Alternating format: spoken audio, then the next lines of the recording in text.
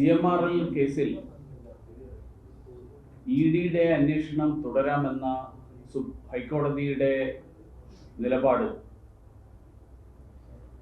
CPM-നും പിണറായി വിജയന്റെയും കരണത്തേറ്റ അടിയാണ്.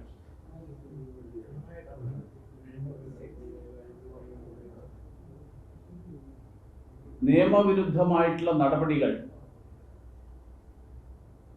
ആ നടപടികളെ കുറിച്ച് അന്വേഷണം നടത്താനെത്തിയ എൻഫോഴ്സ്മെന്റ് ഡയറക്ടറേറ്റിലെ ഉദ്യോഗസ്ഥന്മാരെ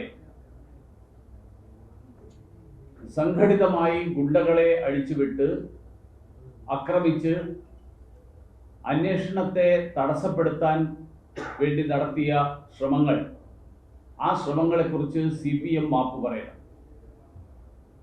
ഇപ്പോൾ ഈ കേസിന്റെ പേരിൽ CPM-ന്റെ സ്ഥിരം ക്രിമിനലുകളായിട്ടുള്ള ഒരു സംഘം ആൾക്കാരെയാണ് തിരുവനന്തപുരത്ത് ഇപ്പോൾ പോലീസ് അറസ്റ്റ് ചെയ്തിരിക്കുന്നത്. പക്ഷെ നമ്മളെല്ലാവരും നേരിട്ട് കണ്ടതാണ്, ഈ അക്രമങ്ങൾ CPM-ന്റെ തിരുവനന്തപുരത്തെ മുതിർന്ന നേതാക്കന്മാരുടെ സാന്നിധ്യത്തിൽ അവരുടെ സംരക്ഷണത്തിലാണ് നടന്നത്. അവർ കാവലിൽ നിന്നുകൊണ്ടാണ് ഈ അക്രമങ്ങൾ മുഴുവൻ തന്നെ അഴിച്ചുവിട്ടത്. പക്ഷെ രമേശ് ചെന്നിത്തലയുടെ പോലീസ്, VD സതീശന്റെ പോലീസ് ഈ കേസുകൾ മുഴുവൻ തന്നെ ഒരു കൂട്ടം ക്രിമിനലുകൾക്കെതിരായിട്ട് മാത്രമായിട്ട് ഒതുക്കി നിർത്തിയിരിക്കുകയാണ്. രമേശ് ചെന്നിത്തലയ്ക്ക് ഈ നേതാക്കന്മാർക്കെതിരായിട്ട് കേസെടുക്കാൻ ധൈര്യമുണ്ടോ എന്ന് വ്യക്തമാക്കണം.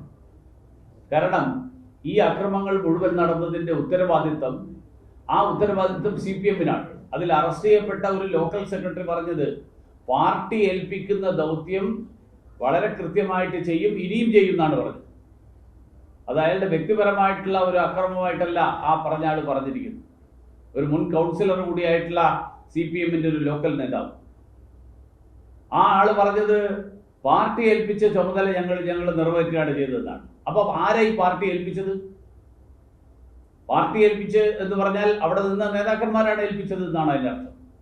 അപ്പൊ ആരൊക്കെയാണ് ഇതിൽ പങ്കാളികളായത്? ആരൊക്കെയാണ് ഈ ഗൂഢാലോചനയിൽ പങ്കാളികളായത്? എൻഫോഴ്സ്മെന്റ് ഡയറക്ടറേറ്റ് ഉദ്യോഗസ്ഥന്മാരുടെ ജീവനടക്കം അപായപ്പെടുത്താൻ വേണ്ടിയിട്ടുള്ള ആസൂത്രിതമായിട്ടുള്ള ശ്രമമാണെന്ന് നടന്നത്. മാത്രമല്ല, ഈ കേസിന്റെ കാര്യത്തിൽ CPM ഇത്രയും കാലം പറഞ്ഞിരുന്നത് പിണറായി വിജയനെതിരായിട്ട് പകപോക്കൽ നടക്കുന്നു, വേട്ടയാടൽ നടക്കുന്നു എന്നാണ്. പിണറായി വിജയൻ തന്നെ പറഞ്ഞത് എന്നെ ED ചോദ്യം ചെയ്തിട്ടില്ല. അതിനർത്ഥം ഈ കേസിൽ പിണറായി വിജയനെതിരായിട്ട് ഒരു നടപടി ഉണ്ടായിട്ടില്ല. ഉണ്ടായിട്ടുള്ളത് മുഴുവൻ തന്നെ പിണറായി വിജയന്റെ മകൾക്കെതിരായിട്ടാണ്,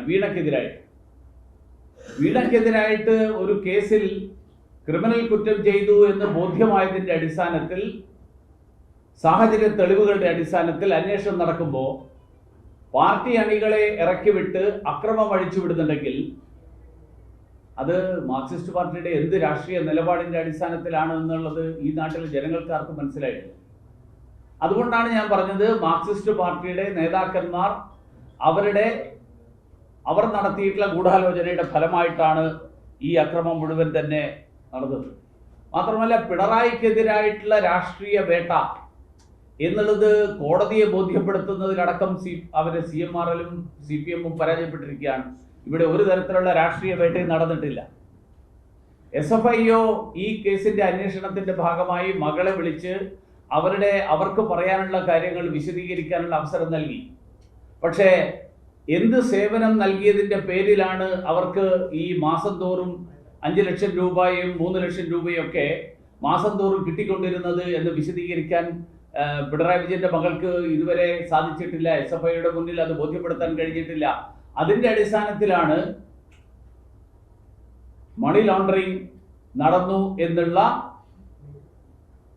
ഒരു ആ പ്രിമൈസിന്റെ അടിസ്ഥാനത്തിൽ എൻഫോഴ്സ്മെന്റ് ഡയറക്ടറേറ്റ് ഈ കേസിലേക്ക് വരുന്നത്. അതുകൊണ്ട് മാത്രമല്ല, ഈ കേസ് എത്ര ഹൈക്കോടതികളിൽ, 3 ഹൈക്കോടതികൾ, ഒന്ന് കൊച്ചിയിൽ, ഒന്ന് ബാംഗ്ലൂരിൽ, ഒന്ന് ഡൽഹിയിൽ, ഈ 3 ഹൈക്കോടതികളിൽ ഈ കേസിനെ തടസ്സപ്പെടുത്താൻ വേണ്ടിയിട്ട് CMRL-ഉം KSIDC-യും വീണ വിജയനും ഒക്കെ കേസ് കൊടുത്തു. അവസാനം ഈ കേസുകളൊന്നും തന്നെ അതിന് എന്തെങ്കിലും അടിസ്ഥാനമുണ്ട് എന്ന് തെളിയിക്കാൻ ഇവർക്കാർക്കും സാധിച്ചിട്ടില്ല. ആ തടസ്സങ്ങളൊക്കെ നീക്കിയ പശ്ചാത്തലത്തിലാണ് എൻഫോഴ്സ്മെന്റ് ഡയറക്ടറേറ്റ് ഈ കേസുമായിട്ട് മുന്നോട്ട് പോകുന്നത്.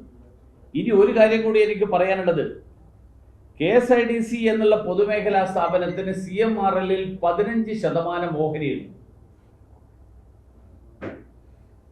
ഈ കള്ളപ്പണ ഇടപാട് നടത്തുന്ന, കള്ളപ്പണം വെളുപ്പിക്കാൻ ശ്രമം നടത്തുന്ന ഒരു കമ്പനിയിൽ ഒരു സർക്കാർ സ്ഥാപനം, ഒരു പൊതുമേഖലാ സ്ഥാപനത്തിന് ഓഹരി ഉണ്ടാവുക എന്നുള്ളത്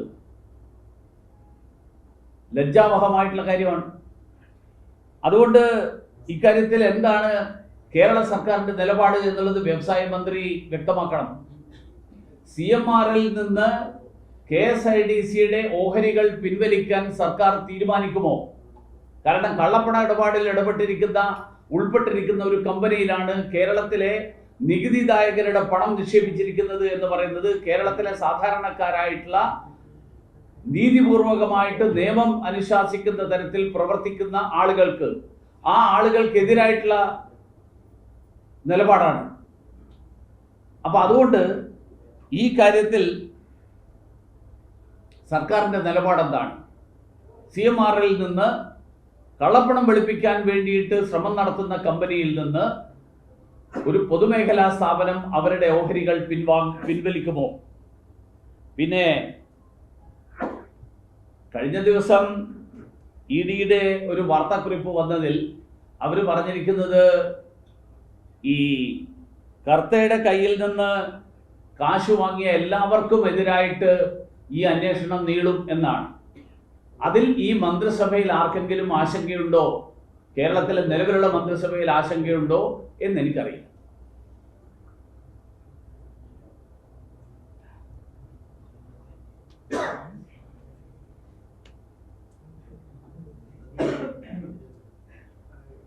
കഴിഞ്ഞ ദിവസം ഈ പ്രവേശനോത്സവത്തിന്റെ ഭാഗമായിട്ട് മിഠായി കുട്ടികൾക്ക് വെച്ചു കൊടുക്കുന്നുണ്ട്. അതിനെതിരെ മുൻ മന്ത്രി V. ശിവൻകുട്ടിയൊക്കെ രംഗത്തെത്തിയിട്ടുണ്ടായിരുന്നു. അതെന്താ അങ്ങനെ ഒരു സംഭവം ഉണ്ടാവുന്നത്? അതിനെ കുറിച്ച് എല്ലാ വിശദീകരണവും ഞാൻ എന്റെ ഫേസ്ബുക്കിലൂടെ കൊടുത്തിട്ടുണ്ട്.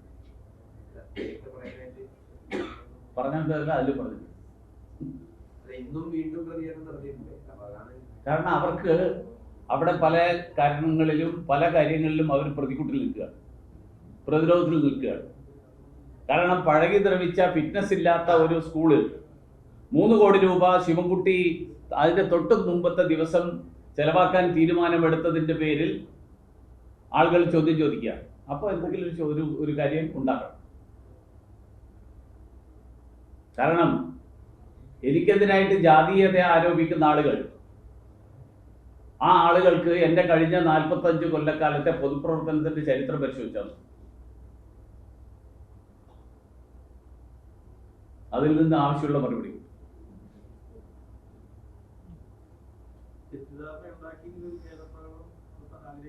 തെറ്റിദ്ധാരണ ഉണ്ടാക്കി അവരാണ് ഖേദപ്രകടനം നടത്തുന്നത്. ജനങ്ങളുടെ ഇടയിൽ എന്നെ കുറിച്ച് ജാതീയത വളർത്തുന്ന ആളാണെന്ന് പ്രചരിപ്പിക്കുന്ന ആളുകൾ ഖേദപ്രകടനം നടത്തും.